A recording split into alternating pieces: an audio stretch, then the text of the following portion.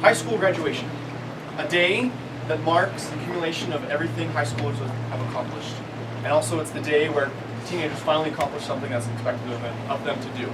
It's also the day that parents expect all of their students and their children to move out, find and pay for their own apartment, find and pay for school, find their own job, pay for their bills and their taxes, and find a spouse and get married, with that all completely independent.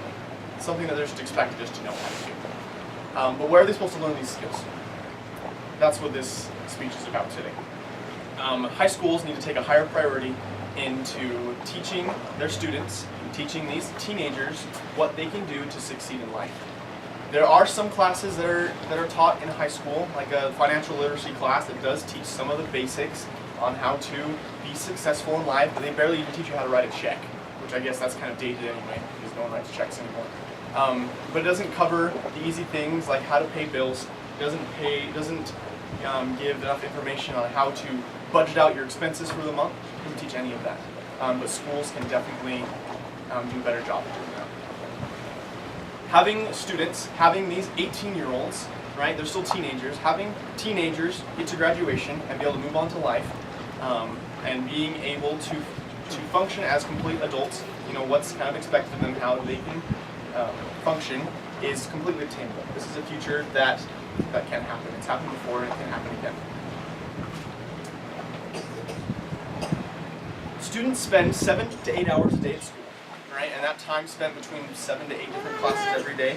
But there can be some sacrifices that are made in cutting out some of the curriculum into making a lot of the things that they're taught more specific for these students to be able to learn. Whether that's just cutting out different topics entirely, like I'm pretty sure I'm never even going to need to know how to divide by imaginary numbers, or finding the probability of pulling red marbles or blue marbles out of a bag. That's just not something you need to know how to do. But they can take those times in math classes where there's certain things that you're learning and apply them to real life circumstances, like comparing interest rates on car or house payments, or how to compare the net weight price on different groceries so you can get the best deal, whether it's easier to buy in bulk or not. Lauren Barak, in her article, Teaching Life Skills in Schools May Be as Important as Arithmetic or Reading, covers a report done in the UK's The Sutton Trust. They noted that with the development of life skills, students have a higher chance of better attainable outcomes when they leave school and start working in the real world. Spending time every day learning about the real life, how to get on your feet and how to be completely independent, is very important for high schools to learn how to do. Because if they don't, then they're stuck in a rut. Because no one's taught them how to do these skills that are really important for them to know.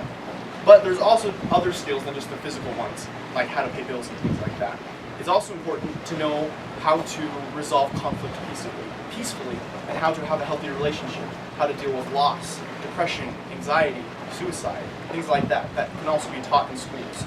Matthew Albrock, in his article written for the Huffington Post, Teaching Peace and Life Skills in Schools, Why Not?, looks at this very idea.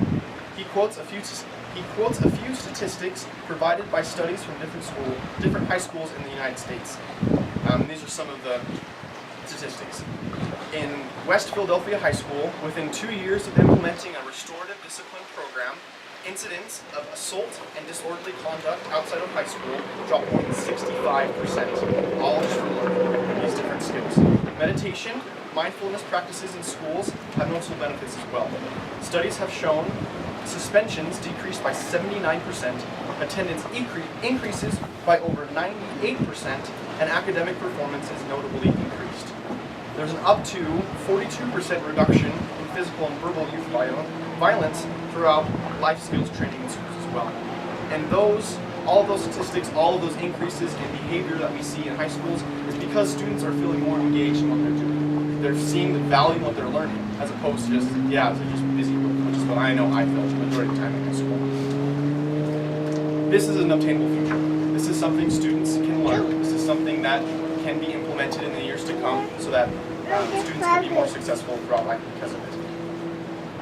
Schools need to take the priority in teaching their students how they can achieve their success in the real world. But until there's a giant change in the school board policy, it's the job of the parents and future parents to teach their children these skills. And it doesn't have to be huge lectures that they have in class There's some very simple ways that they can do that as well. LearningLiftoff.com wrote, in the importance of life skills-based education, parents can take an active role in teaching life skills at home with projects that provide real-world examples and lessons in decision-making and problem-solving. They can be as simple as assigning household chores and budgeting exercises through an allowance to caring for a pet or volunteering in the community. It's as simple as that. Providing your children, providing these students with an opportunity while they're still teenagers to learn how to function in the real world. They can learn how these very important skills that sometimes are just expected to just know by the time they're booted out of the nest is extremely important for them to know. So until schools make it more of a priority to offer more life skills-based classes, it's the parents' obligation to be able to teach their students, teach their children how they can succeed and become real adults. Let's give our children the leg up that we wish that we had, and make their generation better than the last.